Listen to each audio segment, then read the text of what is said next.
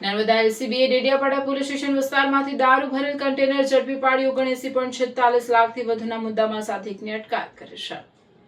નર્મદા જિલ્લામાં અસામાજિક પ્રવૃત્તિઓ આચરતા ઇસમો પર સઘન વોચ રાખીને દારૂના દૂષણને નેસ્તનાબૂદ કરવા માટે વડોદરા વિભાગના પોલીસ મહાનિરીક્ષક સંદીપસિંહ અને નર્મદા પોલીસ અધિક્ષક વિશાખા ડબરાલના માર્ગદર્શન હેઠળ એલસીબી નર્મદાની ટીમ દ્વારા ડેડિયાપાડા તથા સાગબારા આંતરરાજ્ય બોર્ડર વિસ્તારમાં પેટ્રોલિંગ હાથ ધરવામાં આવ્યું હતું। આ દરમિયાન એએસટીયુ નર્મદાના પોલીસ સબ ઇન્સ્પેક્ટરને બાતમીદાર દ્વારા બાતમી મળી હતી કે મહારાષ્ટ્ર તરફથી ધનશેરા ચેકપોસ્ટ થઈને ડેડિયાપાડા તરફ એક આઈસર કન્ટેનરમાં ગેરકાયદેસર વિદેશી દારૂનો જથ્થો ભરીને વાહન આવી રહ્યું છે।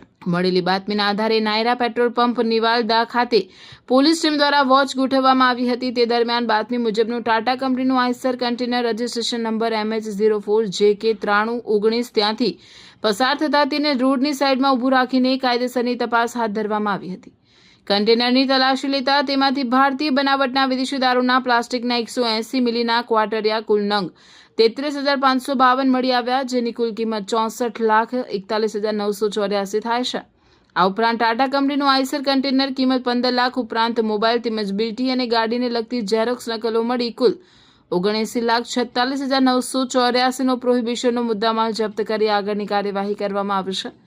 આ ગુનામાં સંડોવાયેલ પકડાયેલ આરોપી ઓમપ્રકાશ ભાખરારામ બિશ્નોઈ રહેવાસી ધનોડા તાલુકો રામસર જિલ્લો બાડમેર રાજસ્થાનને ઝડપી પાડવામાં આવ્યો છે, જ્યારે આ પ્રકરણમાં સામેલ અન્ય વોન્ટેડ આરોપી મહાદેવ રાજપૂતને ઝડપી પાડવાની તજવીજ હાથ ધરી છે।